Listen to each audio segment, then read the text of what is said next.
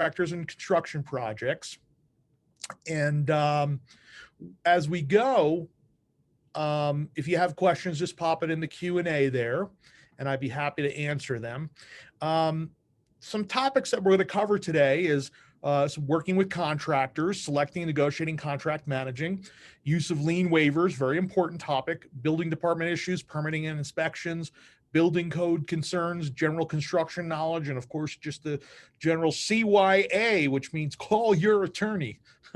No, actually, it means something else. It's cover your you-know-what.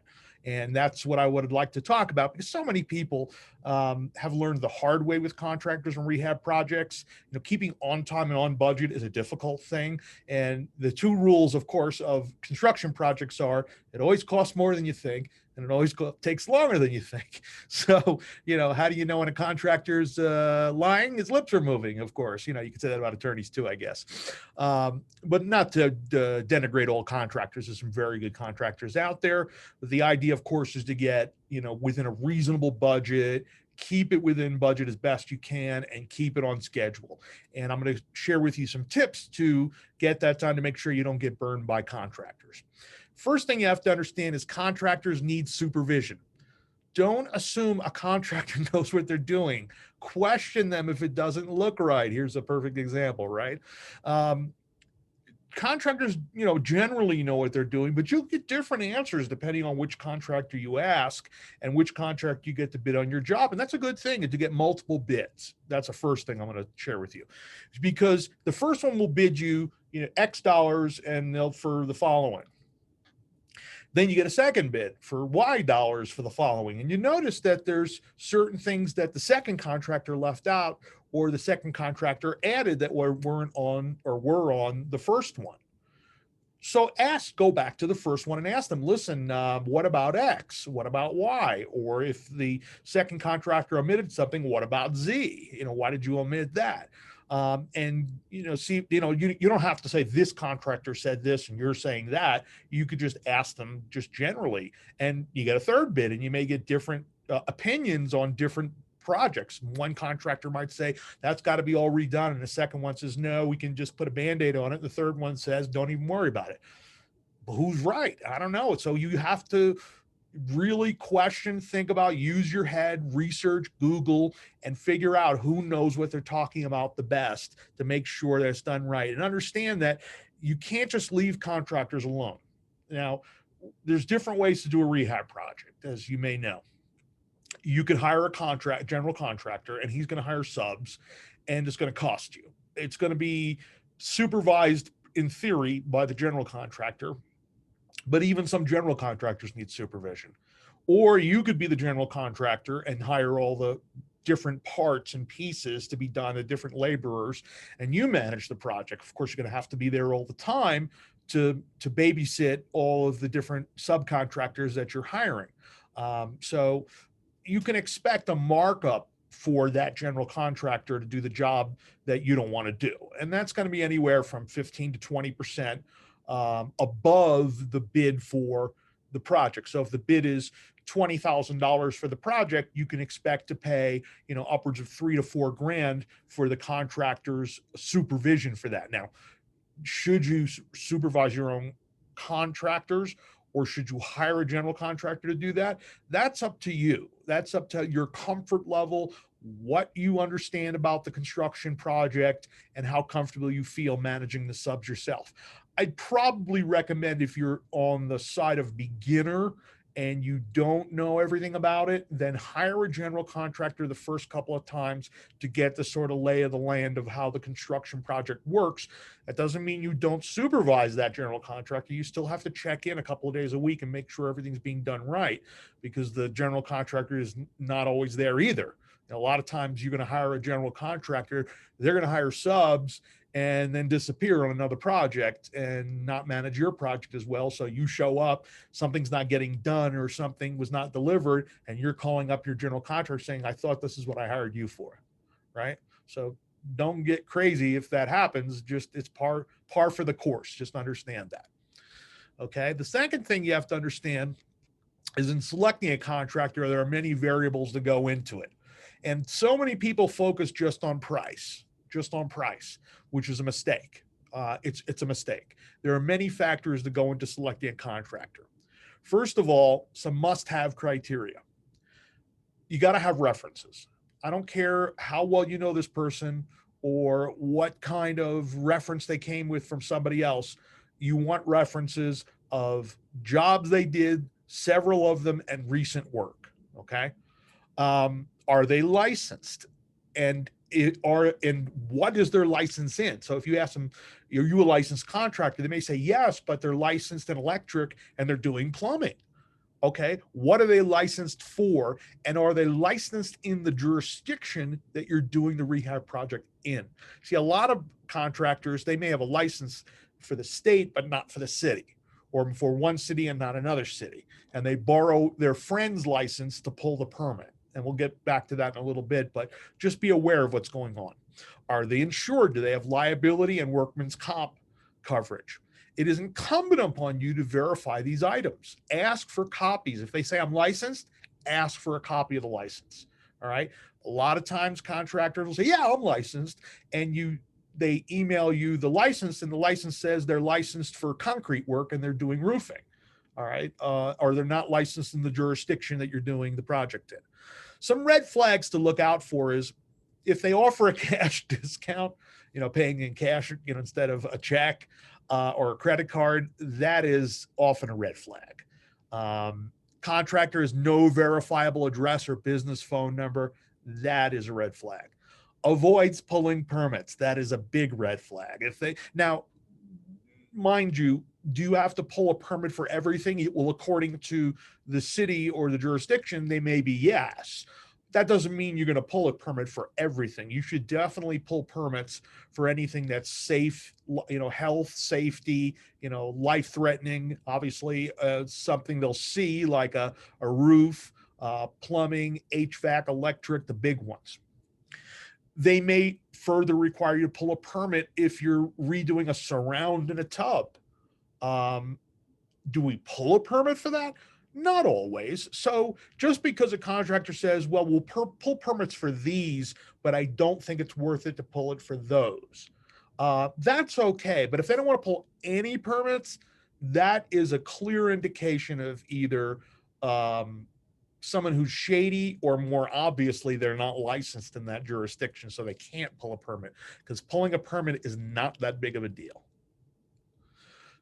Also, don't focus on the low bid, rather focus on the best contractor and get their best price. Okay. Don't focus on the low bid. Don't get subpar work and a subpar price. Instead, get the best contractor for the money and get their best price. Do they suggest any value engineering? Do they suggest any improvements that would improve the value that you didn't think of? Or on the opposite, downgrades, like less costly finishes, alternative solutions for cold compliance, identify things that you don't need. And that could be a good or bad thing, depending on, what you're trying to do. All right. Some hidden costs you have to be aware of. Demolition, that is, not always included in the bid. Trash hauling, like a roll-off, make sure that's included in the bid. Any equipment rental, a portalet, delivery fees, permit fees, sales tax, building material price increases. So make sure this is all written up into the contractor's bid so that there's no, haggling later over these items. Now, the next thing I want to talk about is the structure of the contract. And this is really the most important thing I want to talk about today. The contract you have with your independent contractor, your general contractor, or even your subs, if you hire them separately, is going to be one of the most important things that you do in your rehab project. Besides getting an accurate bid and making sure that the quote is accurate, which we'll talk about in a bit, the contract is really one of the most important things. Do not accept what are called cost plus contracts. What does that mean? That means they're saying, we're going to supply materials at cost plus X percent. We don't do that. That's not a contract that you want to do. You also don't want to do a time and material contract. And that is, they're billing you for X amount of time at X dollars per hour plus the materials. then you have no control over how long or how short or when it gets done. Very bad way to do it. What you want to do is a lump sum contract. X dollars for supplies, sales tax, materials, labor, permits, roll off, everything in one bid. Okay, a lump sum contract. You do not want the cost plus or time and materials. Here's an example. So ABC Contracting is giving a bid here: demolition and hauling 1,100, drywall 650, painting 900, trim repair and replacement 425, miscellaneous 500, 3575, 50% on acceptance, 50% on completion. Okay. Now, there's a couple of red flags here. First of all, there's no specifics about what materials he's going to use. So how do you know what quality of materials they're going to go into each part of the project? So that's one red flag about this bid. Okay.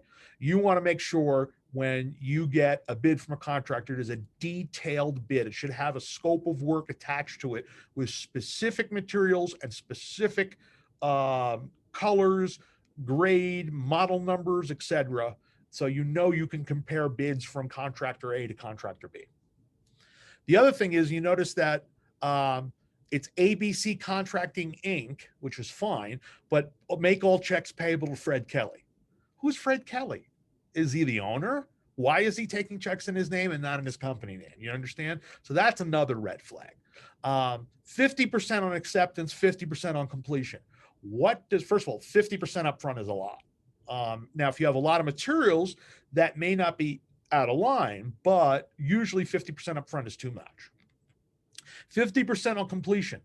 What does completion mean? How do you define completion? Whose idea of completion? Yours or theirs? Here's a much better bid. ABC Contracting Inc. Now we got 11 4 by 12 by 1.5 inch pieces of drywall at $16.50 a unit, and 2 5-gallon joint compounds. You know what I mean? This is specific materials, specific quotes, specifically breaking down materials and labor, 25% at contract, 25% after demo, 25% after completion, and 25% after it passes final inspection. That is the proper way to pay them. Okay, now it may be more than 25% or less than 25%, depending on how much is materials. Usually they want the materials costs up front. But this is much, much, much better because it's specific. It has timelines for payment and progress payments rather than time payments, rather than time and plus time and materials. It's very specific, and that's the best way to do it. Now, the contract itself must include the contractor's pertinent info: license number, name, business address, address of the work being done, obviously, the scope of work, and how to handle, most importantly, change orders, which we're going to talk about in a minute. That's where everyone gets tripped up, because they get a bid for $20,000 or $30,000 or $40,000, and then while they're at it, the buyer says, you know, maybe it's a good idea if we do X, or the contractor says, hey, I suggest while we're at it, we do Y, or the contractor calls you up and says, hey, I opened up the wall and boy, you know, I discovered all kinds of these problems. It's going to cost a little extra. Is that okay? Can I do it?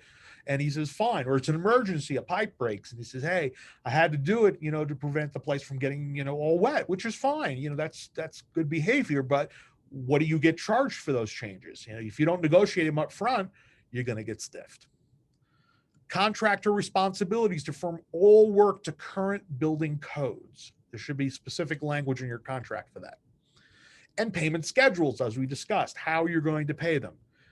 A termination clause: what happens if they don't do what they say they're going to do by the time they say they're going to do it? At what point can you terminate them?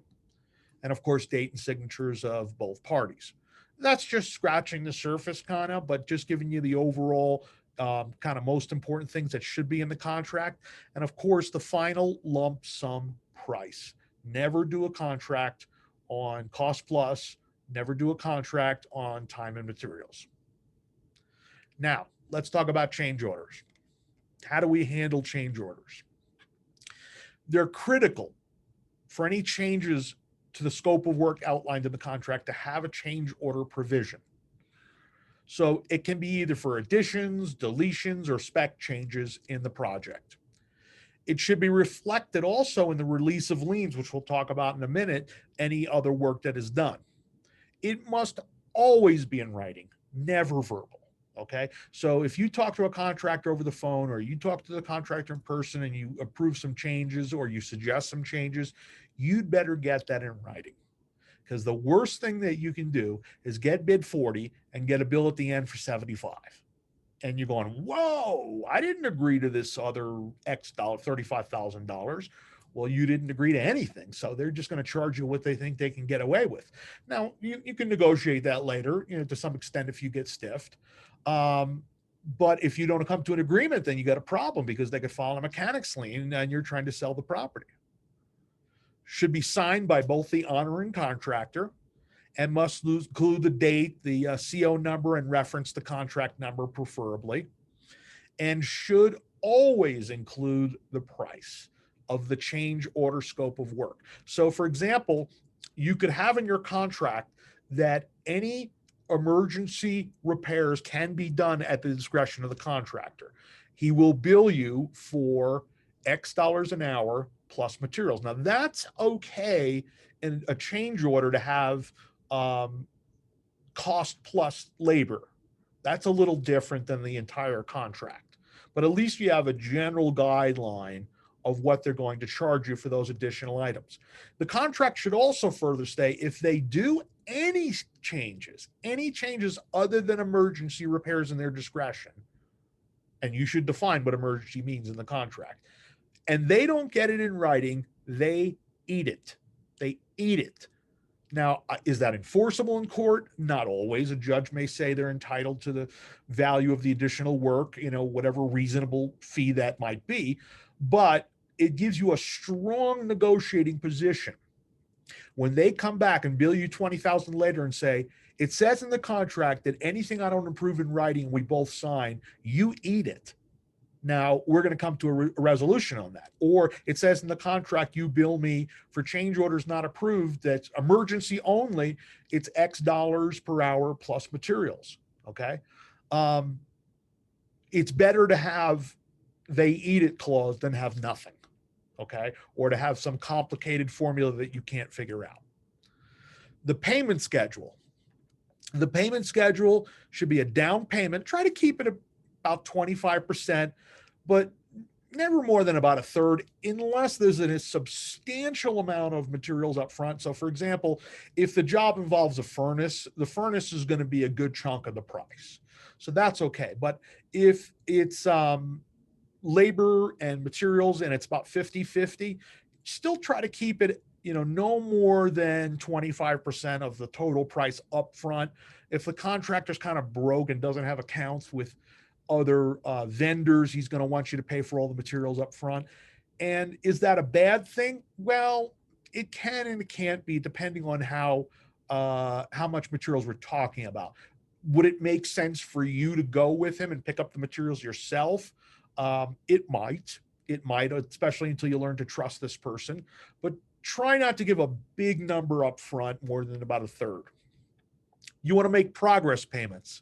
So you want to attach it to milestones, not to dates, not to hours, but to milestones. So for example, we had in the previous bid, 25% upfront, 25% after demolition, 25% on completion, 25% after the city inspector signs off on the permit. Okay, completion. That's a good way. Or you can do the last 25% after the punch list, which we'll go over in a minute. The punch list is a good way to keep the contractor from skipping off on minor repairs. So what usually happens is the contractor might say, well, I'm done with the project, I want all my money. So you give them all the money, and then you go and inspect it and go, wait, there's 10 items here that need fixing. They're minor, but I need them fixed. And he says, oh yeah, sure, I'll get them done in the next 3 days, and then skips off to the next project. Well, if you're not holding back enough money to make it hurt, and I'm not talking about $1,000, I'm talking about maybe 10 to 20% of the total project, then he's going to go off to the next project. He's no incentive to finish. So the idea is he says, I'm finished. Then you walk through and find all the things that are wrong. You create a punch list in writing. You both sign it. You give them a deadline and you hold back X dollars or X percent of the total bid until that punch list is finished. Then you pay them the final after you get the lien releases and the code enforcement, the building department to sign off on all of the permits that were pulled. And yes, the final payment, we said, never made until all work is 100% done, inspected, and approved for the permit. All right. Questions as we go. I'll be happy to answer them. Just pop them in the Q&A or in the chat. Remember, you control the job only as long as you control the money. You know, and lawyers would often say there's a basic principle in law is possession is 9/10 of the law. So as long as you've got the money and they're threatening to sue you and file contractor liens and all blah, blah, blah, blah, blah, as long as you've got the money, you're in control, because you can also always settle with the contractor by giving him some money and getting him to sign off on everything. Once you give them that final money, then now they're in control because they're in possession of the money. And you're yelling at them, the contract says X, the contract says Y, and they're going, so what? Sue me. And who wants to go to court, right? Who wants to do that, right? So make sure you control the money. Punch lists. Essentially, it's the contractor's to-do list for 100% job completion and typically performed after all inspections are passed and contractor claims job completion. It should be written by the owner and signed by both parties. And the contract should require 100%, not 70% or most of it, but 100% of the punch list completion prior to the release of the final payment. It should also include a completion deadline. So if the punch list says you've got 7 days to perform the following and 3 weeks later they're not done, well, that should be a renegotiation at that point of the final payment. There should be some sort of discount. You may even want to spell that out in the punch list. If you don't finish it within 10 days, then there's going to be a 30% discount penalty for the final payment. Okay, so make sure they do it on time. When the job is done, make sure you retain copies of the following. Here's a good list for you to write down. Contracts, change orders, building permits, lien releases. What are lien releases? Well, if a contractor does work and they're not paid, they can file a mechanics lien against the property to the extent that they're not paid for materials or labor. If you get a lien release signed by a contractor that says, I've been paid for the following work, then they can't come back later and say, I wasn't paid for it, because the judge will throw them right out of court if they try to file a mechanics lien. So make sure you get lien releases from the general. And if you hire a general, he gets them from all the subs. That's his job. If you hire the subs, then you get lien releases. Now, there's two types of lien releases. There's a partial and a full. So every progress payment should be accompanied by a partial lien release. And the lien release essentially says, to the date of this check, I have been paid for all work and materials supplied on this property up to the date of this check. Okay, that's a partial lien release. At the very end, you want to get a full lien release, which says, I have been paid for everything I'm entitled to on this property, and that will prevent them from claiming a mechanics lien.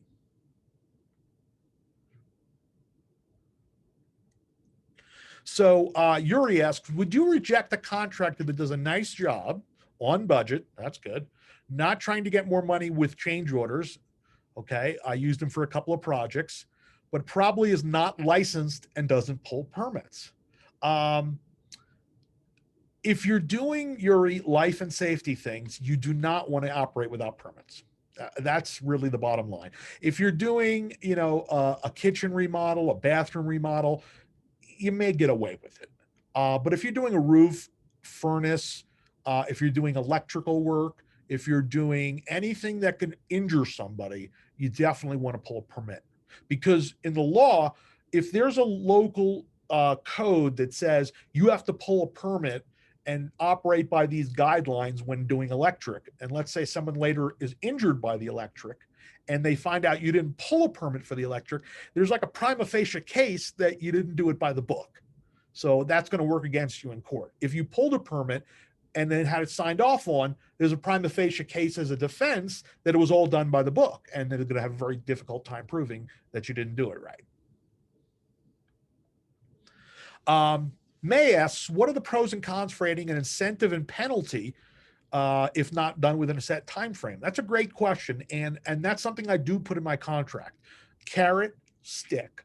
So the carrot is, I say to the contractor, let's say, Joe, what is this job going to take you? And let him say how long. So he says 6 weeks. Okay, fine. If you finish in 6 weeks, I'll give you a 10% bonus, because they'll never be finished in 6 weeks, no matter what they say.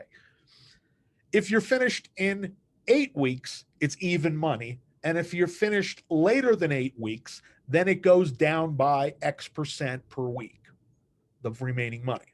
Okay. Now, some contractors might balk at that. They might say, I can't control this. I can't control the weather. I can't control my guys. They're unreliable. I can't control, delivery of materials. Well, that's why I ask you up front how long this will take you. You want to change that 6 weeks on me, or do you want to give me a realistic number? So I gave him a bonus of 10% for finishing on time. 2 weeks later, even money. That's a lot of leeway there. For a 6-week project, to give them an extra 2 weeks, that's a third more time. If they can't finish it in 8 weeks, if they said 6, we've got a problem, right? The contractor doesn't know his variables enough, doesn't experience enough, doesn't have a good enough reliable crew, then you may not want to use them. Edward asks, do you need a building permit to cut down a tree? And I'll give you the lawyer answer. It depends. It depends how big the tree is, how close to the house it is, how old the tree is, and what jurisdiction you're in. I don't know. Every jurisdiction has their own rules, and you got to get to know what those rules are.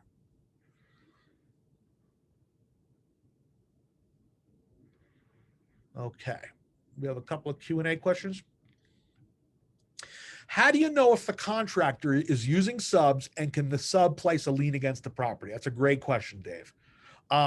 The answer to that is, if they're using, they should disclose up front whether they're going to do the project or hire a sub for each part of the project. Okay. And that should be in writing. It's the contractor's job to get lien releases from the subs. If the sub files, and they can file a lien for any unpaid work or unpaid for materials, that's the basics of a mechanics lien, that were provided for the property. If the sub files the lien, it's the general's job to fix that problem, to pay them, to get that lien released. Otherwise, you're going to take it off of whatever it costs you to fix that problem, off of what you're paying the general contractor. And it says that in my contract.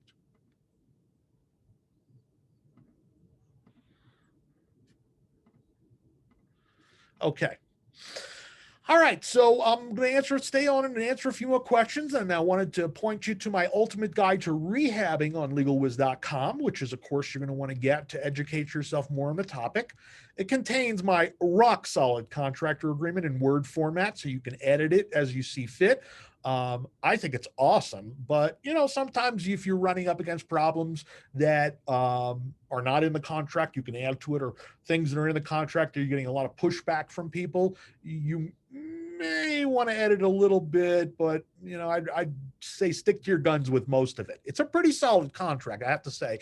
And all it does is hold contractors accountable to what they promise. Now, it has some pretty outrageous things. Like I said, if they don't finish on time, there's a penalty. If they finish ahead of time, there's a bonus, right? Carrot and stick. And it contains all the other provisions that we've talked about. And a lot of people have said they've used my contractor contract, and the contractor says, I won't sign that. And most of the time I'd say, then don't use that contractor, because all it does is hold them accountable. That's all it does. It has a crystal clear scope of work form in Excel, so you can put the little entries in there. Change orders forms, a punch list, lien waiver forms, what work must have a building permit, how to work with building departments, building code issues that are pertinent to a real estate investor, construction knowledge that all contractors, investors should know, the new EPA regulations on lead-based paint and how to comply with that in your rehab. You could find the course on legalwiz.com with all my other courses at legalwiz.com/store, or just go to legalwiz.com and click on the store button. Yuri asks a general question. Do you believe this year will be a good time for flips?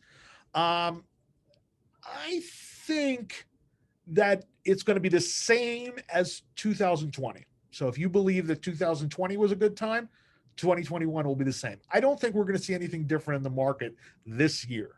Next year may be different because when all these foreclosures start coming through from all these forbearances and payment deferments, we're going to see, I think, a rash of foreclosures in 2022, 2023. But they're not going to come through the system so quickly. Right now, there's a moratorium in most areas on foreclosures. There's a federal moratorium on most of them, and then there's state moratoriums that may or may not extend. So by the time that stuff gets through the pipeline to foreclosure, it's not going to be till next year. Thus, we're looking at the same issue that we had last year: limited inventory, high demand, a lot of people moving, because of COVID. And we're going to see a lot of activity and prices rising. I think that it's a good year for rehabbing if you could find a deal. The retail price of this course is $697. You can get it for just $297 today, which is a super bargain. I mean, just for the forms alone, just for my contract alone, is so worth it because you'll pay an attorney big bucks to write you up a general contractor agreement. And mine is pretty darn solid. All right, let's do some Q&A. Thank you, Yuri. Excellent stuff. Thank you, too.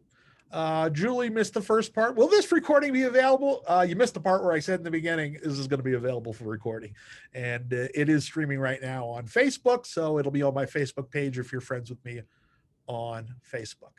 Okay. We got almost 50 people today, which is great. I appreciate you guys all coming out and asking great questions and absorbing the material. This will be available for replay on my Facebook page as well as on my YouTube page, which is youtube.com/Bronchick. That should be available probably by the end of today.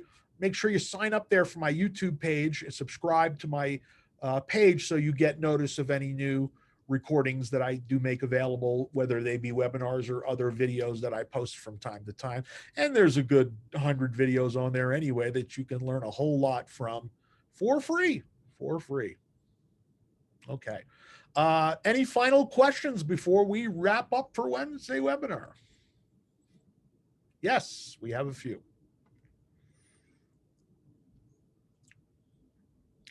Yes. Oh, not questions, but kudos. Thank you, guys. I appreciate you all being here and have a wonderful, thank you.